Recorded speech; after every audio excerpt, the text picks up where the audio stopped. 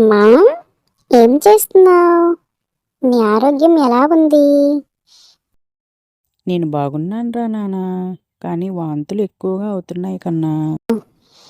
నా కోసం ఎంత బాధ నోచుకుంటున్నావమ్మా. నీ రుణం ఏం చేసినా తీర్చుకోలేనమ్మా. అమ్మా, వాంతులు అవుతున్నా మందులు ఉంటాయి. హాస్పిటల్కి వెళ్ళి చెకప్ చేయించుకో. డాక్టర్ గారు మెడిసిన్ రాస్తారు. వాంతులు తగ్గుతాయి. భోజనం ఇష్టపడడం లేదని తినడం మాత్రం మానకు. ఎందుకంటే నీ బరువు పెరగాలి, హెచ్పి లెవెల్స్ పెరగాలి. కాబట్టి నీకోసం మరియు నా కోసం ఇష్టపెట్టుకొని తినమ్మా. పౌష్టికాహారం మాత్రం అంటే 4 రకాల ఆహార పదార్థాలు ప్రతి పూట భోజనంలో ఉండేలా చూసుకో. అలాగే ప్రతి నెల చెకప్కి వెళ్ళు. డాక్టర్ గారు చెప్పిన టెస్టులు, స్కానింగ్లు చేయించుకో. 4వ నెల వచ్చింది కాబట్టి ఇక నుండి ఐరన్ మాత్రలు ప్రతిరోజు వేసుకోవాలి. ఐరన్ కంటెంట్ రక్తానికి పట్టాలంటే విటమిన్ సి ఉన్న పళ్ళు తినాలి. అంటే జామకాయ, నారింజ, మామిడి, ఉసిరి, బత్తాయి, నిమ్మ ఇలాంటి పళ్ళు అన్నమాట. ప్రతిరోజు తింటే ఐరన్ కంటెంట్ బ్లడ్కు గ్రహిస్తుంది.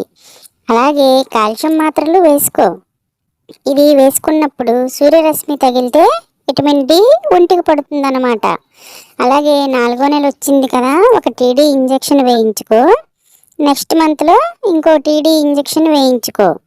టీ అంటే టెట్నస్ అనమాట, ధనుర్వాతం రాకుండా.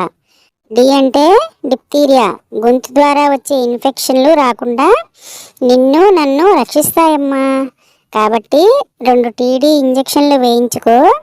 ఇంకో ముఖ్య విషయం, నేను బుద్ధిమంతుణ్ణి, తెలివైన వాడిని, మంచి లక్షణాలు కలిగి ఉండాలంటే నువ్వు ఈ 4, 5, 6 నెలల్లో ఏం చేస్తావో, ఏం తింటావో, ఏం మాట్లాడతావో అవే నేను గ్రహిస్తాను.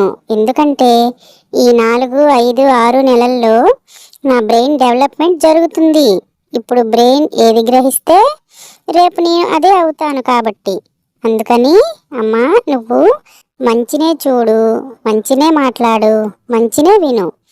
సెల్ ఫోన్కి దూరంగా ఉండు. అన్నం తినడానికి మారం చేయకు.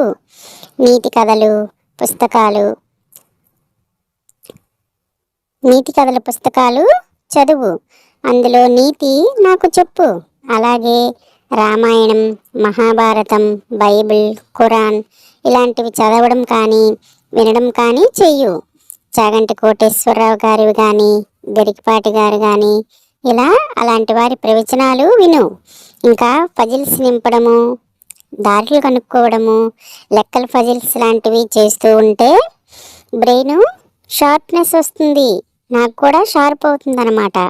నేను పుట్టిన తర్వాత నాకు వాటి మీద ఆసక్తి కూడా ఎక్కువగా ఉంటుంది. సరేనా అమ్మా? నీ ఆరోగ్యం జాగ్రత్త. ఓకే, బాయ్ అమ్మా. హాయ్ టీచర్స్, ఎలా ఉన్నారు? నా మొదటి వీడియోలో ఎంతగానో నన్ను ఆదరించినందుకు మీ అందరికీ నా కృతజ్ఞతలు. ప్రతి ఒక్క అంగన్వాడీ టీచర్కు నా మనవి, ఈ వీడియోని ప్రతి ఒక్క గర్భిణీ స్త్రీలకు పంపగలరని ఆశిస్తున్నాను.